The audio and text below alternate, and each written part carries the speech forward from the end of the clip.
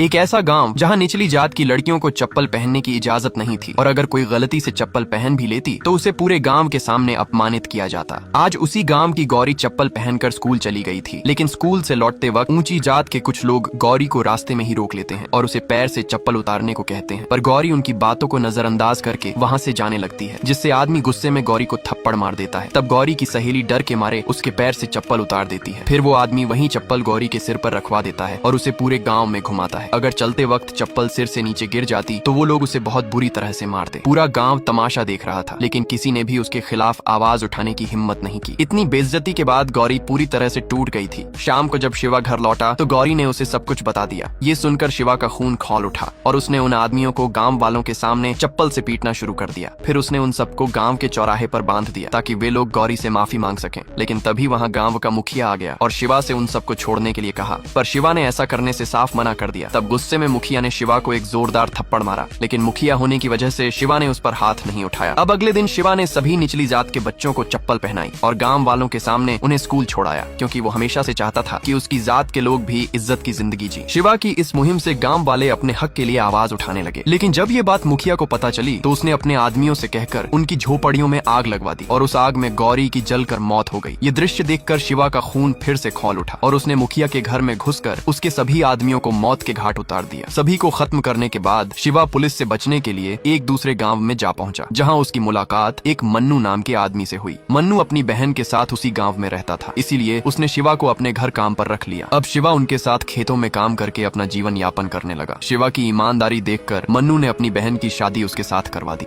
अब राघव उन सबको भूत दिखाने के लिए उसी कमरे में ले जाता है जहां शिवा की मौत हुई थी, लेकिन कमरे के अंदर उन्हें कोई भूत नहीं दिखता, जिससे वे लोग राघव को झूठा समझने लगते हैं। तब मिथिल कहती है, कोई भी भूत ऐसे बाहर नहीं आता, क्या पता वो इस पुरानी रेडियो के अंदर कैद हो। ये सुनकर वे लोग राघव को रेडियो ऑन करने के लिए कहते हैं। अब राघव ना चाहते हुए भी उस रेडियो को ऑन करने जाता है। तभी रेडियो ऑन होते ही शिवा की आत्मा आजाद हो जाती है और रेडियो के जरिए वो उन्हें बताता है, इस आवाज को सुनने वाला कोई भी जिंदा नहीं बच पाएगा। ये सुनकर वे लोग बहुत घबरा जाते हैं। तब राघव मिथिल से उन सबको कमरे से बाहर ले जाने को कहता है। जब मिथिल उन सबको बाहर लाती है तो देखती है कि शिवा की आत्मा ने उनकी वैन को आग लगा दी है। यह देखकर राघव गुस्से में शिवा की आत्मा से सामना करने के लिए स्टेशन के अंदर जाने की कोशिश करता है, पर मिथिल उसे रोक लेती है। फिर अगली सुबह जब वे लोग उस वैन को ले जाने की तैयारी कर रहे थे, तभी अचानक वह वैन नीचे गिर जाती है, जिसे देखकर वे लोग बुरी तरह से घबरा जाते हैं। लेकिन राघव इस घटना को आम बताकर बात को टाल देता है। फिर कुछ दिनों बाद उन्हीं में से 2 लोगों की लाश उसी स्टेशन के बाहर पड़ी मिलती है, जहां लाश वाले जगह पर एक अजीब सा चिन्ह बनाया गया था, जिसे देखकर पुलिस वाले भी हैरान थे। जब राघव को इसका पता चला तो वो तुरंत उस जगह पहुंचा जहां उसे वो अजीब चिन्ह दिखाई दिए। उसके बारे में और जानने के लिए वो फिर से उसी स्टेशन के अंदर जाता है, जहां काफी छानबीन के बाद दीवार पर उसे सेम उसी तरह का निशान बना मिलता है। अब सच्चाई का पता लगाने के लिए वो एक लाइब्रेरी में जाता है। यहाँ उसे एक पुराना अखबार मिलता है जिसमें स्टेशन में हुई घटनाओं के बारे में लिखा था। यह पढ़ने के बाद वो उस अखबार को अपने रूम में ले आता है और अपने दोस्तों को बताता है कि इस तरह की घटना स्टेशन में पहले भी हो चुकी है, लेकिन अब हमें पता लगाना है कि अगली मौत किसकी होने वाली है। जिसके बाद वे लोग कार से अपने दोस्तों के पास जाने लगते हैं, पर तभी उनके कार के सामने शिवा की आत्मा आ जाती है, जिसे देखकर राघव गाड़ी तेज भगाने लगता है। लेकिन तभी अचानक एक ट्रक उनकी कार को टक्कर मार देता है, जिसमें मिथिल बुरी तरह से घायल हो जाती है। क्या मिथिल बच पाए?